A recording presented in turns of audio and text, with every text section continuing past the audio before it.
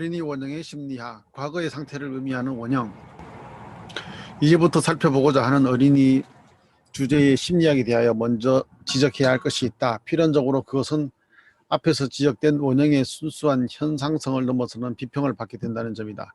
우리는 원형이란 결국 설명될 수 있고 그로서 처리된다는 착각을 한순간이라도 가져서는 안 된다. 가장 최선의 설명을 시도한다 하더라도 다른 상의 언어로 번역하는데 어느 정도 성공한 것일 뿐이다.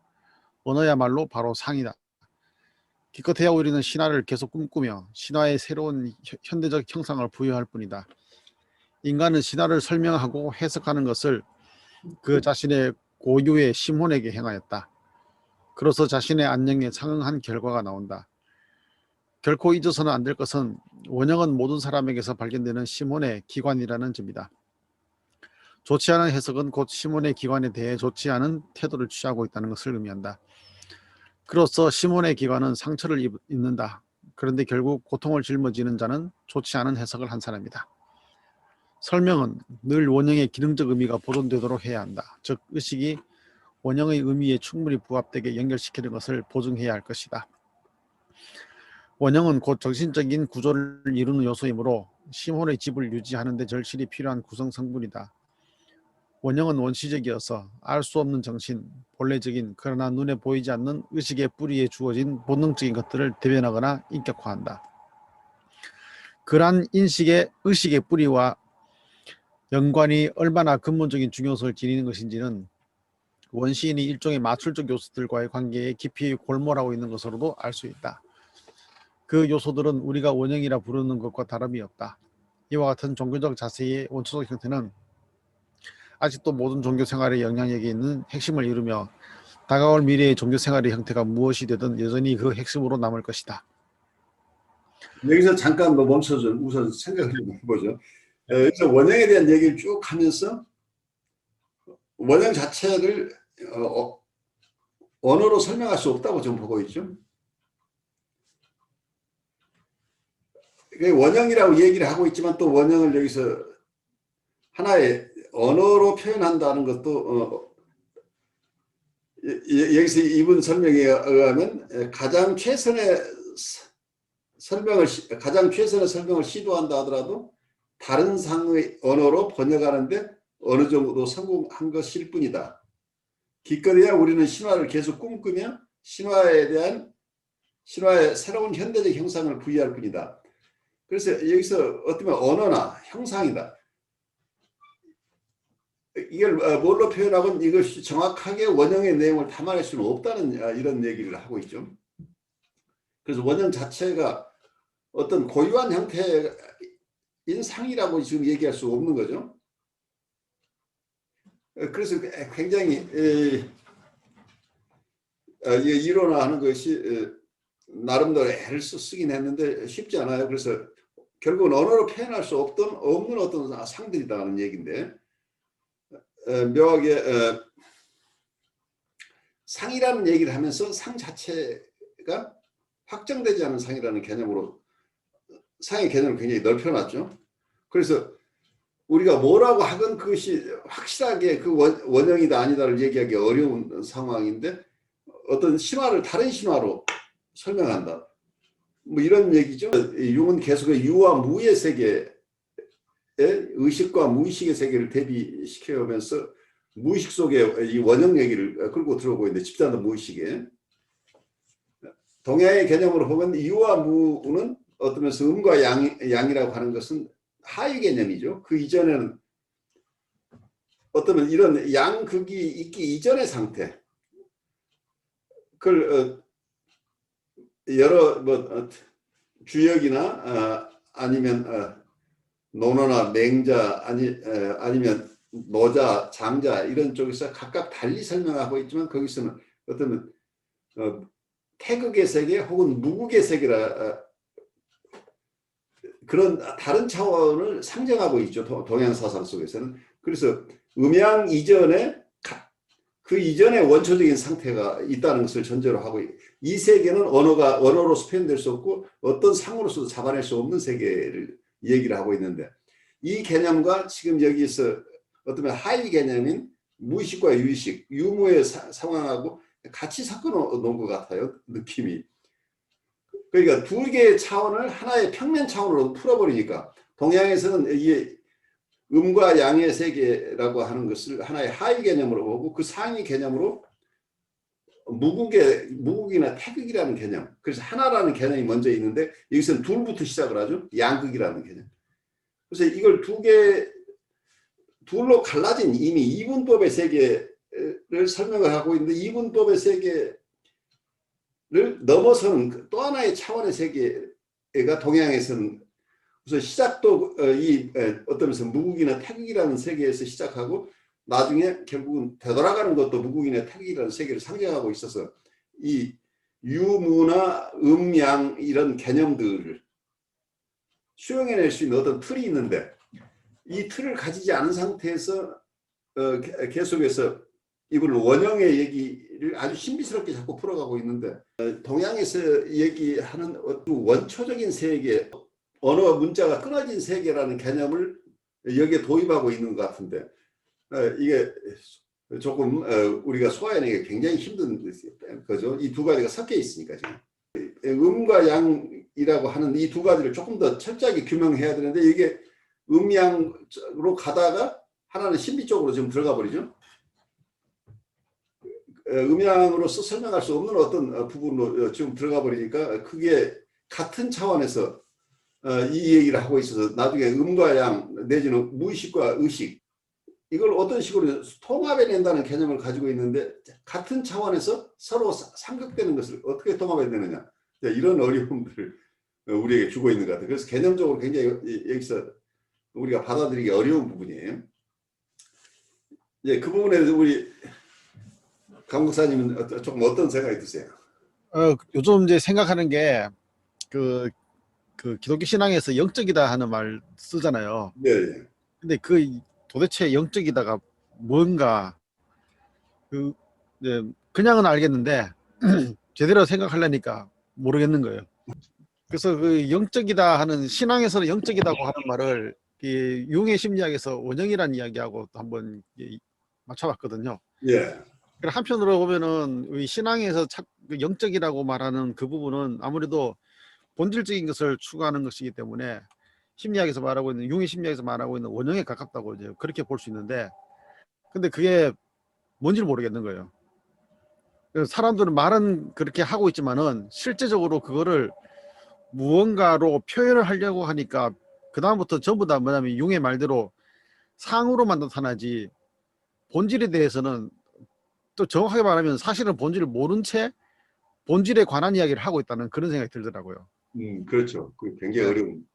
예, 그것처럼 여기서도 말하는 것도 이제 이 원형이라는 거를 융도 사실은 그냥 그 뭐랄까 이런 윤곽은 알겠는데 정말 원형이 뭔지에 대해서는 모르고 있다는 생각을 하게 되거든요. 그러니까 융체 스스로가 이걸 체득하지 못한 상태로 보여요. 예. 그래 과연 알 수 있을까 하는 생각도 들고요. 그러니까 어떤 면에서 융의 사고 틀 가지고는 이 선을 넘어서기가 굉장히 어려운 것으로 보여요.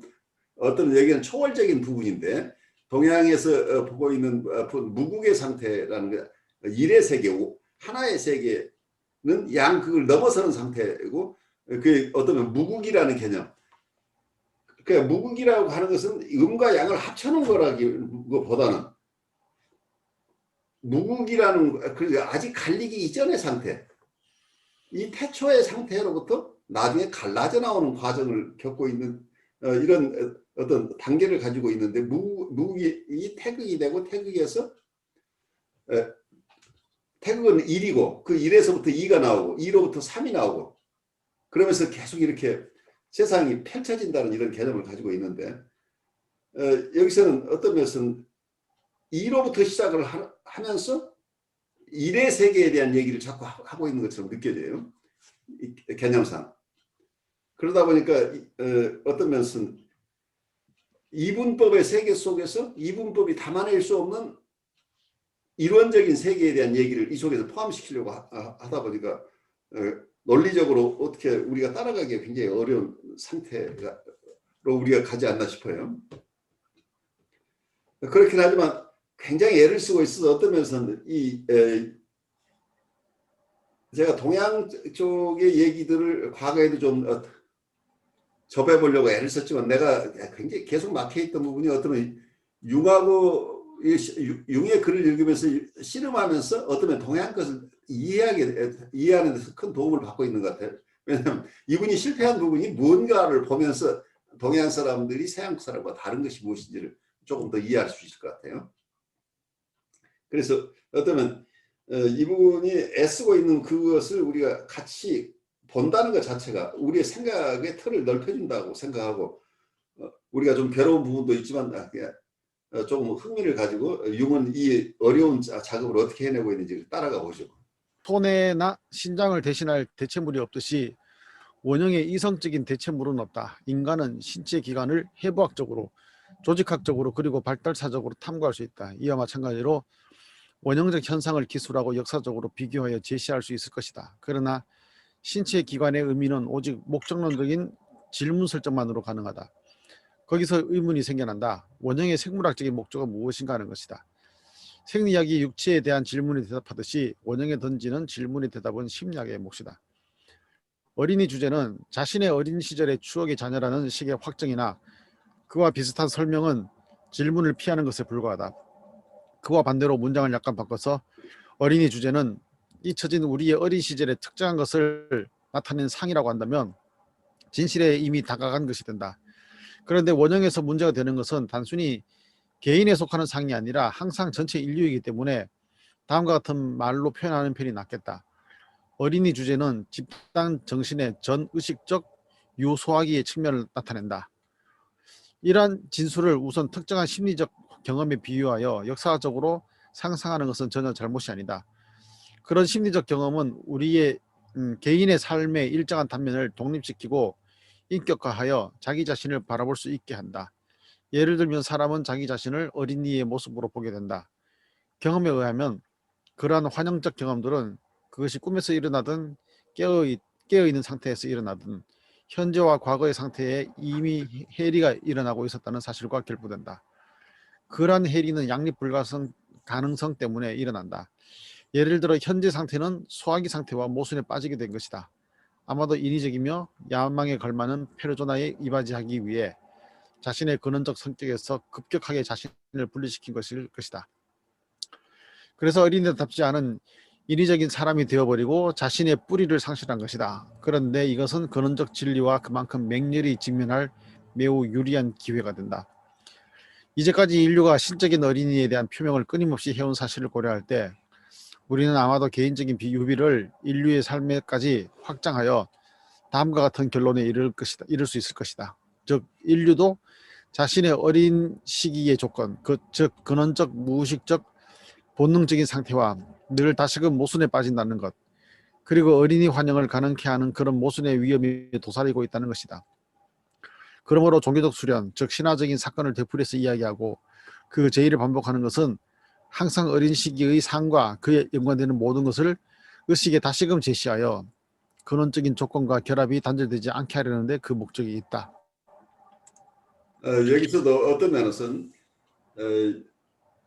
뭐라고 할까요? 우리가 우리 개인의 입장에서 본다면 이 개인 무의식이라는 거, 이 집단 무의식이라는 개념을 본다면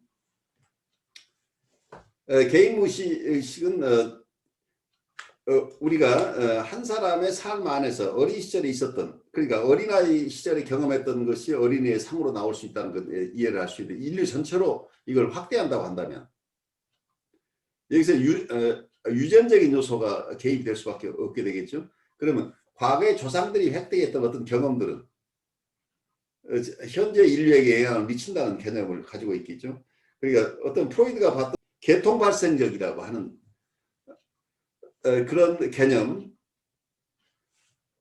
그래 한 사람의 생애에서 발생한 부분뿐만이 아니라 우리 인류가 진화해 오면서 겪었던 경험들도 우리에게 계통발생적으로 우리에게 있다. 이제 이런 부분을 유전적으로 설명을 할 수 있겠죠. 근데 이게 이제 불교식으로 본다면 불교에서는 어떤 인과를 얘기를 하죠. 어떤 인연에 의해서 모든 것들이 생겨난다.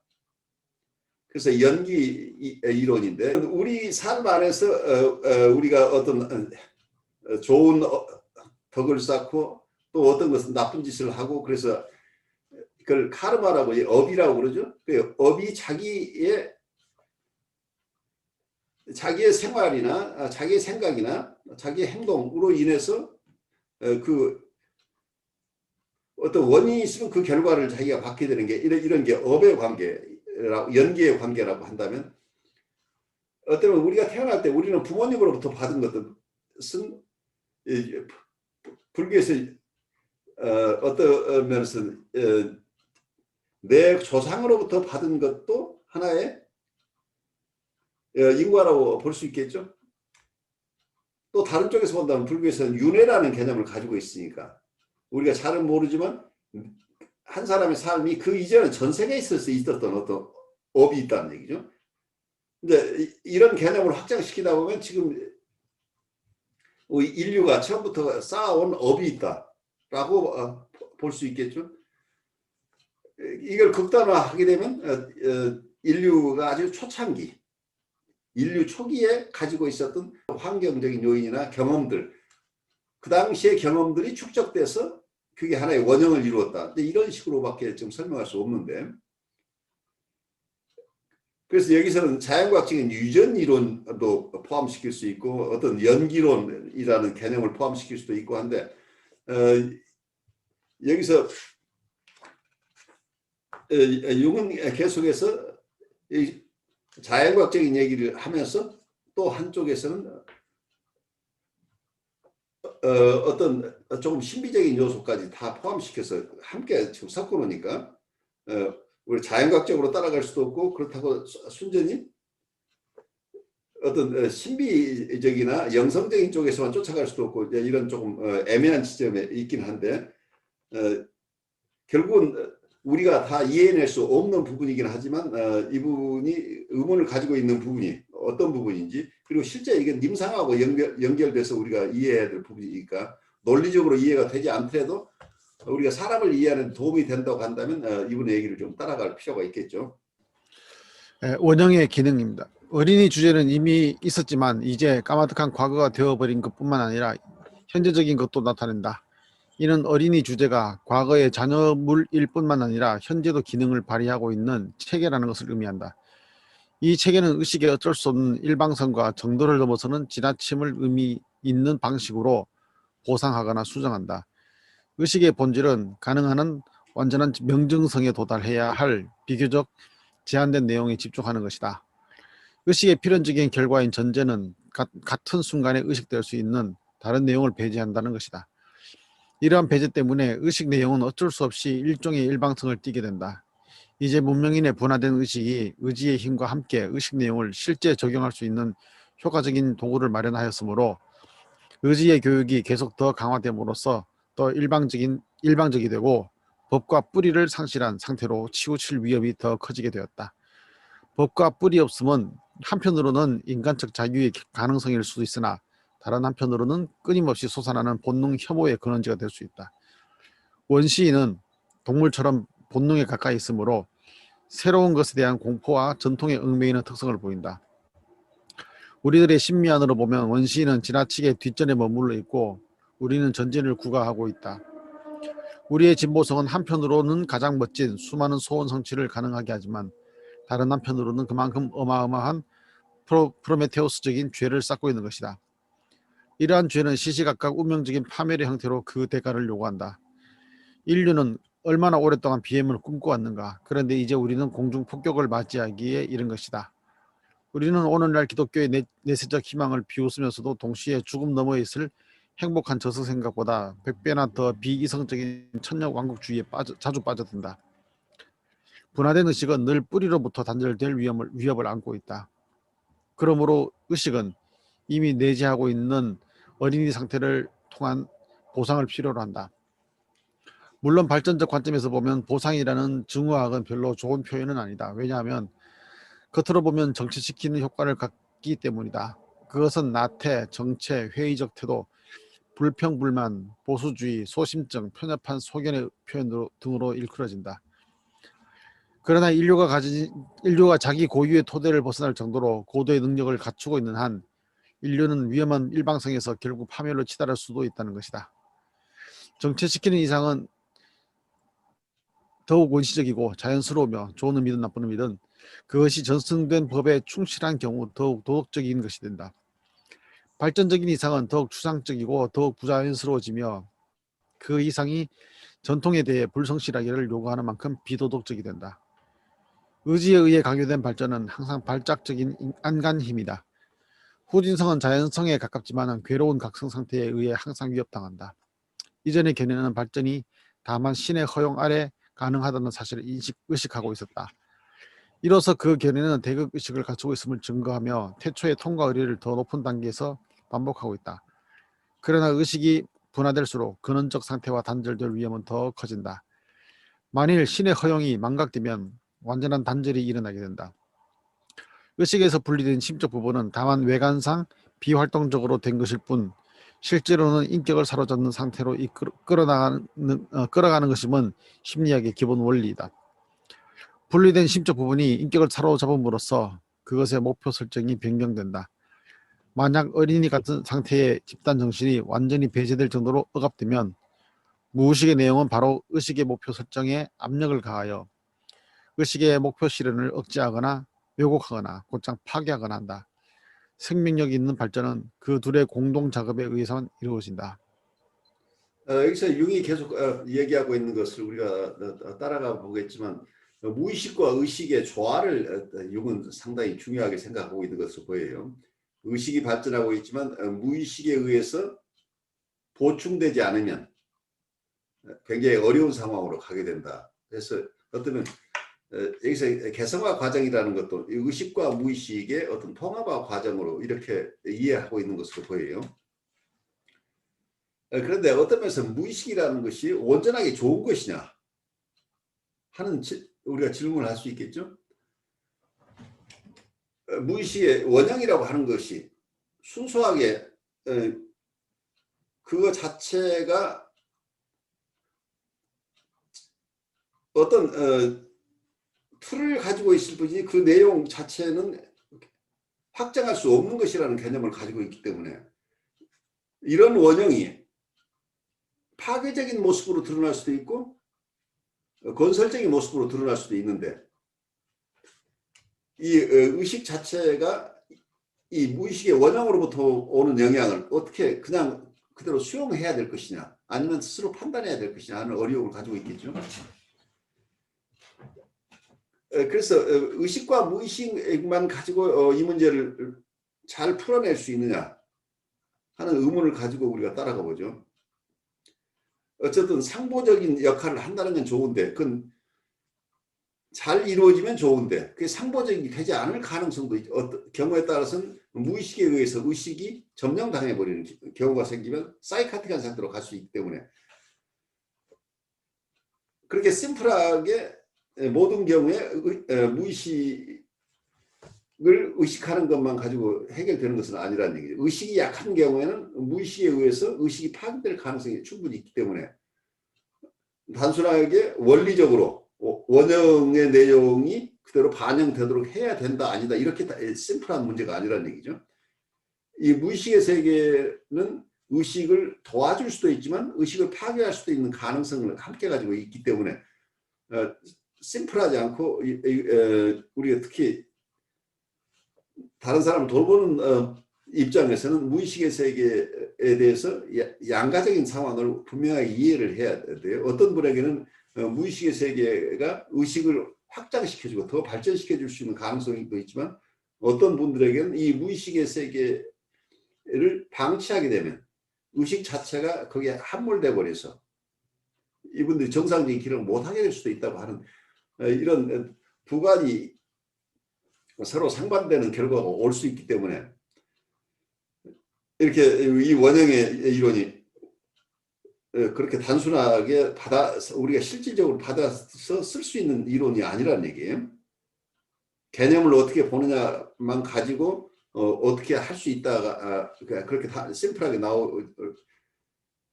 그 인디비듀얼의 이 사람의 심리 상태를 파악하지 않고 우리가 추상적으로 원형에서 오는 것들은 어떤 방식으로 우리가 이걸 활용해야 된다고 쉽게 얘기할 수 없는 부분이 여기에 숨어 있죠.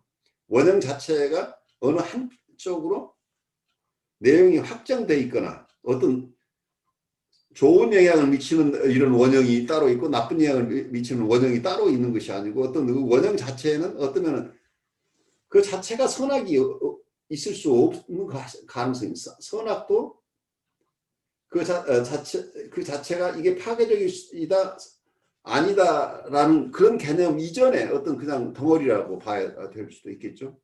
그 원형 자체는 이미 프리미티브한 상태에서 어떤 현상으로 어떤 경향으로 있을 뿐이지 그 틀 자체가 어떻게 작용할 것인지는 이 원형의 영향을 받는 그 주체가 이 원형과 어떤 관계를 맺느냐에 따라서 어떤 사람이 파괴적이고 어떤 사람에게는 긍정적으로 이분의 인격적인 성장을 돕는 쪽으로 활용될 수도 있는데 그거 자체만 가지고 원형 자체만 가지고 우리가 얘기를 하기는 굉장히 어렵다는 거예요. 원형과 이 의식의 상태가 함께 그리고 이 어떤 상황 속에서 이 원형이 지금 이 사람의 심리에 영향을 미치고 있는지 전반적으로 검토를 하기 이전에는 우리가 추상적인 이론으로만 가지고는 사람을 돕는 데 한계가 있다. 그래서 이 원형이 이렇기 때문에 당신은 이래야 된다고 함부로 얘기할 수 있는 게 아니지 않겠느냐 하는 생각이 들어요. 예, 원형의 미래적 특성. 어린이 주제의 본질적 측면은 그 미래적 특성이다. 어린이는 잠재력을 지닌 미래이다. 따라서 개인의 심리학에서 어린이 주제의 등장은 얼른 보기에 회고적인 현상처럼 보이지만 일반적으로는 미래 발전의 앞당김을 의미한다. 생명은 흐르는 것, 즉 미래로의 흐름으로 역류하여 정체되는 것이 아니다. 그러므로 신화에서 구제자들이 종종 어린이 신의 모습으로 등장하는 것은 그리 놀랄 일이 아니다. 이것은 개인의 심리학적 경험들에 상응한다. 이 경험들은 어린이 개성화 과정에서 의식과 무의식의 인격 요소가 합성됨으로써 나타나는 형상을 앞당겨 보여준 것이다.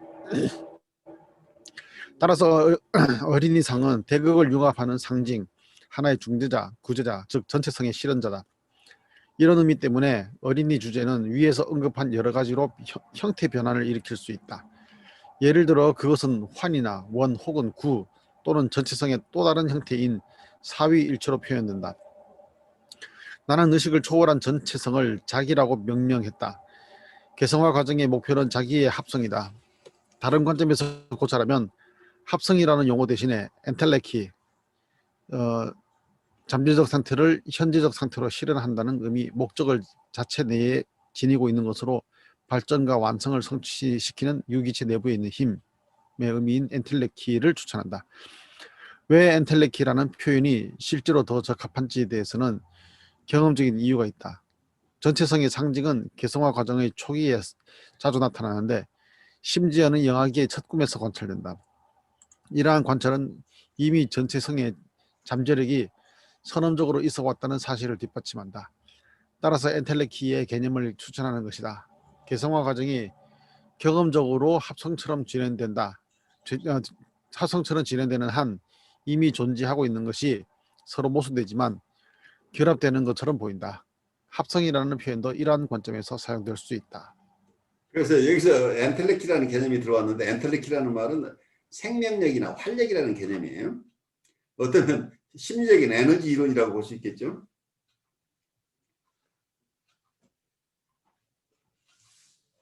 여기서 원형의 미래적 특성에서는 여기 목적론적인 부분하고 조금 연결시켜서 설명하려고 하고 있죠. 어떤 에너지가 어떤 방향으로 발전해 나간다. 어떤 우리가 어떤 우리 신체적인 것도 처음 태어나면서 우리가 줄기세포라는 게 있죠. 아이들의 발달 과정에 줄기세포인데 근데 어떤 목적으로 쓰일 것인지에 따라서 이 발전하는 방향이 각각 다른 거겠죠.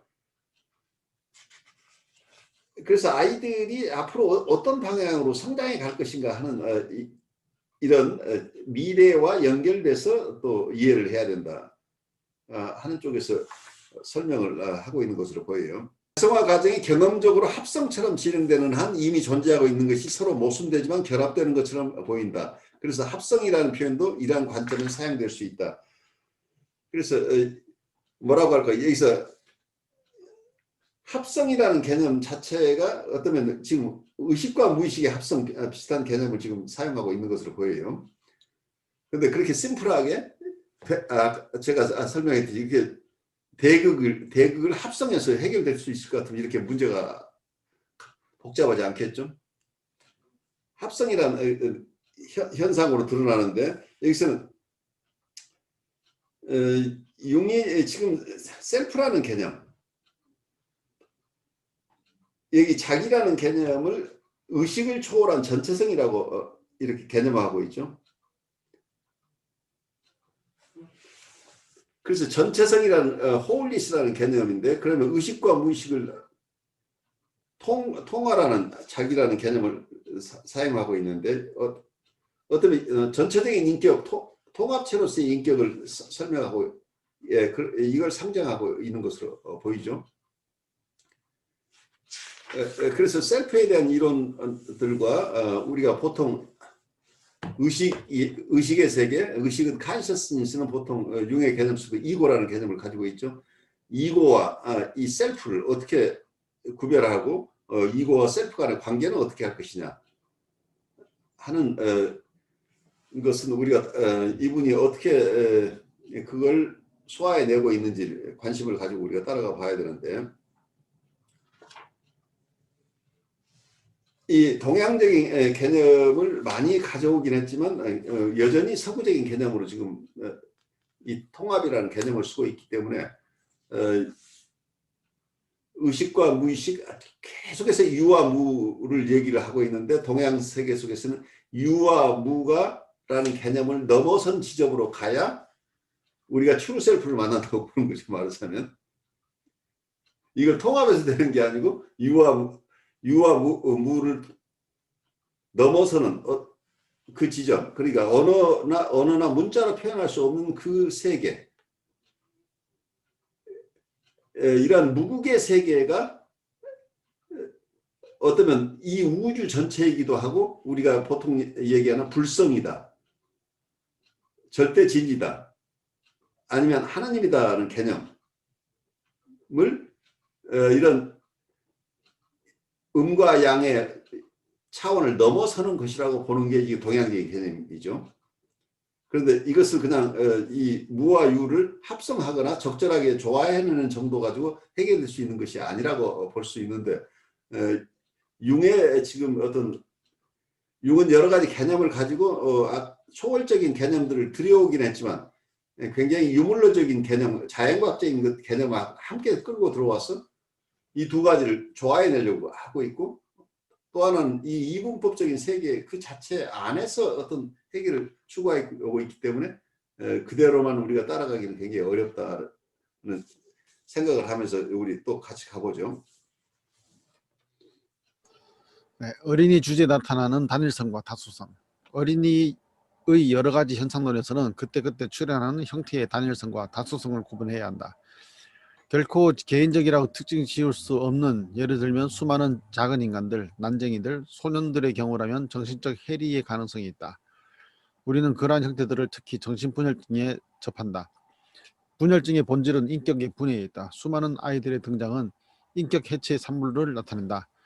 그러나 이런 다수성이 정상인에게서 나타난다면 이는 아직 완수되지 않은 인격적 합성의 표현을 다루고 있는 것이다. 그때의 인격 또는 자기는 아직 다수성의 차원에 있다. 즉 자아가 있기는 하지만 그 전체를 아직 자신의 고유한 인격의 틀에서 경험할 수 있는 것이 아니라 가족이나 종종 혹은 국가라는 공동체 안에서 비로소 체험할 수 있는 것이다.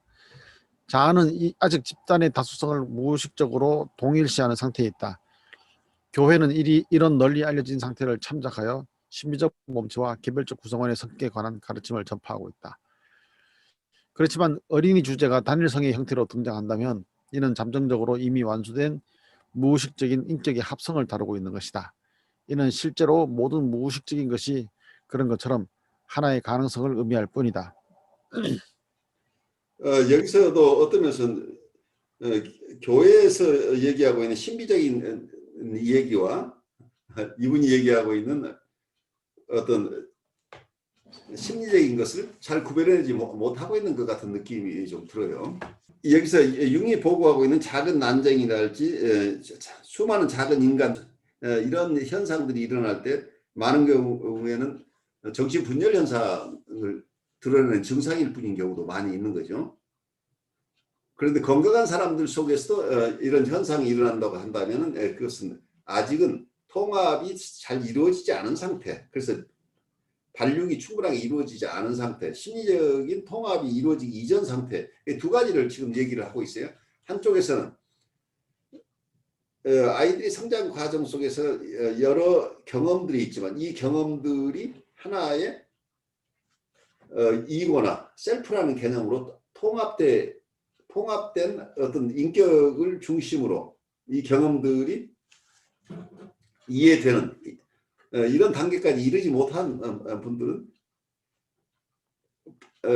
해리된 상태에 있다고 보는 거죠. 근데 처음부터 아직은 그 증상으로서의 해리가 아니라 아직 통합이 이루어지지 않은 상태. 어린아이들은 어머니가 통합해 주지 않는 한 이런저런 경험을 하지만 이걸 자기 것으로 다 어제의 경험과 오늘의 경험, 오늘 낮에 한 경험과 아침에 한 경험, 혹은 집 밖에서 한 경험, 집 안에서 한 경험, 이런 것들이 자기라는 주인이 있어서 그 주인의 경험으로 생각하기보다는 어쩌면 아직은 셀프나 이고라가 형성되지 않은 상태에서 어떤 경험들을 이 아이는 하고 있는데 그것을 프로세스해 주는 게 어머니라는 존재죠. 초기에는. 그래서 어머니가 어떤 면에서는 보조 이고의 기능을 하는 거죠. 초기에는. 그래서 어머니가 그 경험들을 소화해내서 아이에게 하나씩 되돌려 주면서 아이가 점차적으로 어머니로부터 이해받으면서 장기적으로는 자기의 이고를 형성해 나가는 이런 과정을 가게 되는데 이러한 과정이 충분히 발달하기 이전에는 아이들은 여러 경험들을 가지고 있지만 이걸 통합해내지 못한 상태, 여러 부분적인 경험들을 하고 있는 상태인데 자기 스스로는 이걸 통합해내는 주체로서 기능하지 않는다는 이런 게 학자들의 생각이죠. 위니캇 같은 분의 글을 읽으면 이걸 아주 잘 설명을 하고 있죠. 그런데 어떤 분이 이미 한번 이런 통합이 이루어졌지만 통합이 충분하지 않아서 초기 단계에서 어떤 결핍이나 여러 요인 때문에 아니면 초기 단계에서 상처나 이런 것 때문에 어느 정도 인격 통합을 이루었다가도 나이 들어서 어떤 충격이 있는 시기에 지금까지 형성됐던 이고가 프래그멘테이션이 파편화되는 상태를 정신분열 환자라고 얘기를 하죠. 그래서 이고의 통합성이 사라져버리면 전부가 해리된 상태로 있게 돼서 자기가 자기의 여러 경험의 주인으로서의 기능을 하기 어려워진다는 얘기죠. 그래서 이고 자체의 파편화가 정신분열 현상이다. 이제 이렇게 얘기를 하고 있는데 이 부분은 어떤 면에서는 교회에서 얘기하고 있는 신비적 몸체와 개별적 구성원의 관계 얘기하고는 조금 굉장히 차원이 다른 얘기가, 영성적인 얘기를 함께 쓰기는 좀 어려운 얘기가 아닌가 싶어요. 어린이 신과 영웅 어린이. 어린이는 때로는 신의 측면을, 때로는 어린 영웅의 측면을 더 많이 갖는다. 두 가지 유형은 모두 비범하게 출생하거나 어린 시절에 버림받고 박해자들에 의해 위험에 처한다. 신은 순전히 초자연이고 영웅은 인간적이기는 하나 초자연의 경계까지 올라간 인간 존재다. 신은 아직 인간 존재에 통합되어 있지 않은 상징적 동물과 친숙한 관계를 맺으면서 집단적 무의식을 인격화하는 반면 영웅은 그의 초자연 속에 인간 존재를 포함한다. 따라서 무의식과 인간의식의 합성을 나타낸다. 영웅은 전체성에 접근하는 개성화 과정의 잠재적 선취를 의미한다. 따라서 어린이의 숙명은 자기의 엔텔레키 혹은 자기의 생성 시에 일어나는 정신적인 사건들을 나타내는 것으로 간주해도 좋을 것이다. 비범한 출생이란 일종의 생성의 체험을 묘사하려는 것이다. 그것은 정신적인 생성이므로 모든 것은 도무지 보통의 경험이라고 할 수 없는 식으로 예를 들어 동정녀 마리아 출산, 비범한 출생 또는 비자연적인 기관에서의 출생이 일어난다. 보잘것없음의 주제, 누구에 의해 인도된 존재라는 주제, 버려짐의 주제, 위험의 주제 등은 전체성에 이르기까지의 불확실한 정신적 실존 가능성, 다시 말하면 최고의 선에 이르기까지 겪게 될 험한 고난을 묘사하려는 것이다. 마찬가지로 성장하는 모든 것을 가능한 한 온전한 자기 성취라는 법칙에 따르도록 강요하는 그러한 삶의 충동이 직면하는 무력함과 곤궁함을 나타내는 것이기도 하다. 이때 환경은 여러 형태로 개성화에 크게 영향을 미친다. 특히 용과 뱀에 의한 자기 고유성의 위협은 본능을 이루는 마음, 즉 무의식이 의식에서 얻은 것을 다시 삼켜버릴 위험을 암시하는 것이다. 태고로부터 하등 척추동물들은 종종 진려 집단 정신의 토대를 상징하는 것으로 여겨져 왔다. 그것의 해부학상의 위치는 뇌피질하의 중추들, 소뇌와 척수에 해당된다. 이 기관들은 뱀을 이루고 있다. 따라서 보통 뱀 꿈은 의식이 본능적 토대로부터 이탈할 때 꾸게 된다. 작은 것보다 더 작고 큰 것보다 더 크다는 주제는 어린이의 무기력을 보충하는 경이로운 어린이의 행동에 걸맞는다. 그 주제가 표현하는 이러한 모순은 영웅의 본질에 속하며 그의 전생애 동안 시종일관 계속된다. 그는 가장 큰 위험도 이겨내지만 결국 보잘것없음 때문에 파멸한다. 발르시는 겨우살이 식물에 걸리고 마우이는 작은 새의 웃음 때문에, 지그프리트는 상처 입기 쉬운 부분 때문에, 헤라클레스는 부인이 선물한 독극물 때문에, 그 밖의 그 경우에는 비겁한 모반에 의해 파멸에 이른다. 영웅의 주된 행위는 어둠의 괴물을 극복하는 것이다. 그것은 바라고 기다렸던 의식의 무의식에 대한 승리다. 낮과 빛은 의식과 동의어이며 밤과 어둠은 무의식과 동의어이다. 의식화는 아마도 가장 강한 태고의 체험일 것이다. 왜냐하면 의식화에 의해 세계가 이루어졌기 때문이다. 그전에는 세계의 존재에 대해 그 누구도 알지 못했다. 그리고 하느님이 말씀하시길 빛이 있으라라는 말은 무의식으로부터 분리된 의식성의 선사시대적 체험의 투사다. 현대 속에 남아있는 원시인들에게는 여전히 시몬의 소유 상태가 위태롭다. 그리고 영혼의 상실은 전형적인 정신이상의 하나이며 원시의학은 그 때문에 다양한 정신치료적 처치를 필요로 하였다. 따라서 어린이는 이미 그 어둠을 이겨낸다는 목표를 암시하는 행동으로 그 특징을 보여주고 있다. 우리 한국에도 옛날에 출생 신화, 왕들의 출생 신화 속에 어디 아래에서 태어난 분도 있고 여러 경험들이 있죠. 그래서 어떤 신화의 얘기들을 어느 민족이나 가지고 있겠죠. 이제 이런 얘기들을 신화와 우리의 심리 현상들을 융합해서 이렇게 이해하려고 애를 쓰고 있죠. 지금까지 나온 얘기들 중에 혹시 우리 정은홍님한테 마음에 떠오르는 생각이 있으면 조금 나눠주시겠어요?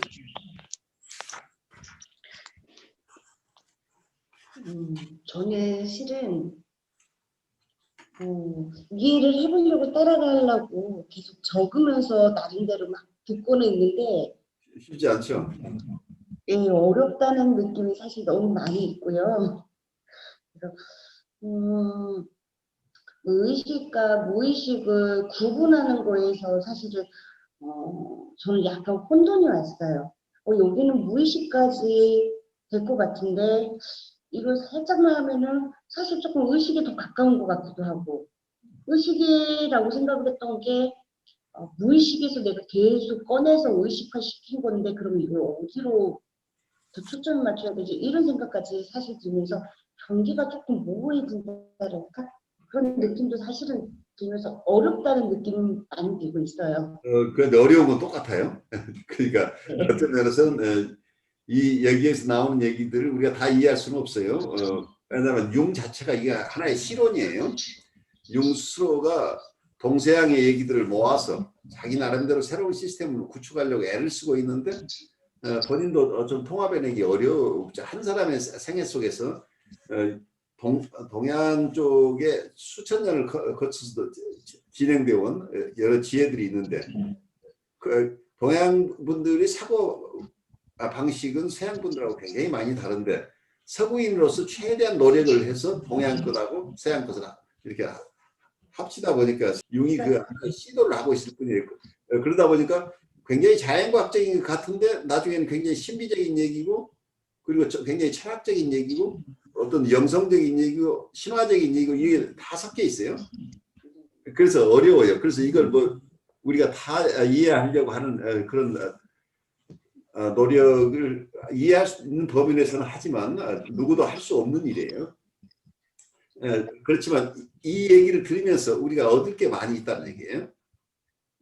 그러니까 저는 불편한 것 보는 것도 중요하죠. 네. 그래서 저는 사실 그 서양적인 입장에서 보는 게 너무 이분법적으로 딱딱 끊어지는 게 사실 여기 한국에서 자라고 늘 습득되어 오면서 경험했던 것들에 의하면은 너무 조금 뭐라고 해야 될까? 너무 딱딱 끊어지는 게 매몰차다? 우리 정서하고 조금 맞지 않아. 이런 느낌도 사실은 있는데 그렇죠. 굉장히 중요한 정서예요. 예. 근데 동양적인 입장에서 우리 뭐 불교든지 아니면 우리 뭐 어떤 토속 신앙이든지 이런 거에서 끌어와서 이해했던 그 무의식의 의식과 무의식에 대한 틀을 가지고 이해를 한다고 하면은 아 그렇구나 이해는 되기는 하는데 이걸 너무 초월하는 상황을 가다 보니까 끝이 없구나 조금 답이라는 게 있었으면 좋겠는데 이런 생각이 좀 막연하게 들더라고요. 그래서 이 서양과 동양에서 추구하고 또 이야기하고자 하는 것이 사실은 말씀하신 바와 같이 조금 조화를 이루고 통합이 되면 참 좋겠는데 통합이라는 자체 역시 또 어쩌면은 내가 그렇게 이해하려고 하는 건가? 그렇게 받아들임으로써 내가 통합을 했다라고 받아들이나? 이런 생각을 하니까 그러다 보니까 제가 오늘 더 어려운 것 같아요. 그래요. 우리 강 목사님도 비슷한 체험을 하고 계실 거예요. 그리고 육을 읽는 대부분의 사람이 다 그런 체험을 할 거예요. 근데 아까 말씀하신 대로 지금 임상을 하면서도 서구적인 방식의 어떤 그런 논리적인 체계만 가지고 사람을 이해하는데 한계가 있었다는 얘기는 좋은 체험이에요. 그리고 그 방식으로 굉장히 사이언티픽하게 그렇게 할 수 있을 것 같은 것도 어떤 경우에는 실제 임상에서는 그렇게 쉬운 일들이 아니죠. 지금 정은홍님 얘기 들으면서 우리 강 목사님은 어떤 생각을 하세요? 저는 이제 뭐랄까요? 서양 방식 사고에서는 뭔가를 의식의 수준에서 뭔가 자꾸 이해하려고 한다는 생각이 들거든요. 그렇죠. 예, 그래서 뭔가 답을 찾고자 하는 거 있는데 물론 이게 우리 동양 쪽에서도 마찬가지로 답을 찾고 싶어 하긴 하는데 그 경험상 그렇게 되지 않는다라는 것을 경험하는 것 같아요. 그래가지고 그걸 표현하고 있고 그래서 이제 문화적으로 말한다면은 항상 그 여백이라는 걸 남기는 채 그래서 그림도 보면은 한국화하고 서양화하고 차이가 뭐냐면은 한국화는 이게 경계선이 모호합니다. 이게 뭔가 한지라든지 아니면 물에 그 먹이 싹 퍼져나가듯이 그래가지고 짙은 부분은 검은색이고 색깔이 없는 데는 하얀색인 건 알겠지만은 그 경계선은 뭐라고 말하기 묘한 오묘한 분위기로 싹 되면서 그게 하나의 그림으로 되거든요. 근데 서양화는 보면은 그거를 채색을 한다든지 뭘 할 때 보면은 선이 거의 명확한 것들이 많다는 거죠. 아니면은 작게 찍어가지고 그 자세히 들여다보면 명확한데 멀리서 보면은 명확하지 않은 척하는 느낌. 근데 동양화는 아예 경계선 자체가 아무리 확대해서 봐도 모호하거든요. 모호하죠. 네. 근데 그런 것들이 보면은 사고인데 이 장단점이라고 생각해 보면은 동양 쪽에서는 모호함을 모호한 채로 내버려두기 때문에 경우에 따라서는 그 이해를 못하고 그냥 도망하면서 지나가 버리는 수가 있고 또 서양 쪽에서는 너무 분석적으로 접근해가지고 나눌 수 없는 거를 나눠버렸다는 뭐 그런 생각도 들고요. 하여튼 뭐 그렇기 때문에 이제 이 양쪽 다 이해하는데 어려움이 있기 때문에 뭔가를 명확하게 해 나가고자 하면은 그걸 받아들이는 데는 그렇게 쉬운 건 아닌 것 같습니다. 그래요. 쉽지 않은 거죠. 그러니까 어쩌면 불교에서도 두 가지 측면이 있었다고 그래요. 역사적으로. 한쪽에서는 우리가 있는 현상을 현상대로 그대로 파악하려고 하는 애쓴 이런 불교의 유파가 있어요. 그 유식학이라고 그래서 그 식이라는 것을 불교에서는 8식으로 나누고 어떤 경우는 9식까지 나눈다고 그래요. 그래서 식이라고 하는 게 의식과 무의식을 통합한 것이 식이라고 보는 거죠. 그러니까 우리가 서양 사람들이 지금 얘기하고 있는 의식과 무의식, 뭐 프로이드 얘기까지 합치면 전의식, 우리의 마음을 이 세 가지 분야로 나누고 있죠. 둘 아니면 셋으로 나누고 있는데 불교에서는 이걸 8가지 내지 9가지로 나눠서 본다는 얘기. 그리고 그중에 8식이라고 하는 게 장식이라고 부른다고 해요. 장식이란 감출장자, 어디 보관한다는 이런 얘기. 이 장식이 8식이라고 그러는데 8식 속에는 8식은 마치 모든 기억을 거기에 저장고란 얘기예요. 그러니까 요즘 우리 서양 사람들이 얘기하는 이게 무의식의 세계죠. 그러니까 메모리가 되어 있는 곳이다. 마치 하드디스크처럼 되어 있는 게 이게 8식이라고 이미 초기 불교에서 유식학에서 봤던 거죠. 그래서 서양 사람들이 얘기하고 있는 의식, 전의식, 무의식 이런 단계보다 훨씬 더 아주 상세하게 이걸 파고들었다는 얘기예요. 불교에서도. 근데 이 유식학이 지금 전통이 거의 사라졌다고 그래요. 근데 계속해서 들여다보니까 결국 보면 이 의식이나 무의식을 가지고 의식을 잘 쪼개서 정확하게 봐가지고 어떤 결론에 갈 수 있는, 그러니까 그게 불가능하다. 마치 지금 양자역학이나 물리학에서 옛날에는 분자가 최소 단위라고 생각을 해서 분자 밑에 원자까지 가죠. 원자 밑에 또 가니까 그 속에서 전자가 있고, 그러니까 그 원자 핵이 있는데, 그러니까 계속 세분해서 들어가면은 지금 우리가 알고 있는 세계보다 더 미세한 세계를 계속 파고들지만 분석만 해가지고 결국 안 된다는 거예요. 마지막에 가면은 이게 어떤 분석의 마지막에 하면은 결국 확률로밖에 이해할 수 없는 세계가 나온다는 얘기예요. 그러니까 이게 명확하게 분석하면 모든 것을 일목요연하게 알 수 있고 인과에 의해서 모든 것을 잡아낼 수 있다고 보는 것이, 인과가 통하지 않는 거죠. 확률로 들어가 버리면 이런 상태에 가서 결국 그 속에 들어가도 아무리 열심히 들여다봐도 그 들여다보는 거 분석만 가지고는 전체를 이해할 수 없다는 쪽으로 결국 결론이 나는 것 같아요. 과학적으로 아무리 따져 들어가도 분석만 해가지고 다 알 수 없는 부분이 결국 막히게 된다는 얘기. 그래서 그 지점이 서양 사람들이 애쓰고 있는 부분과 동양 사람들은 이것을 분석보다는 통합해서 이해하려고 하는 이런 쪽이니까 서로 다른 어프로치죠. 그래서 모든 부분에서 이 동서양의 차이는 지금도 현저하게 나는 것 같아요. 그래서 임상에서도 계속해서 해석 중심의 얘기를 한다고 하면서 어쩌면 특히 프리헤드폰 환자를 보는 과정 속에서 아직도 컴버그는 해석 중심으로 계속 우기고 있는 이유가 바로 이런 거죠. 해석을 통해서 잘 얻어서 원인을 정확하게 분석해서 분석하게 되면 다 알 수 있다는 전제가 됩니다.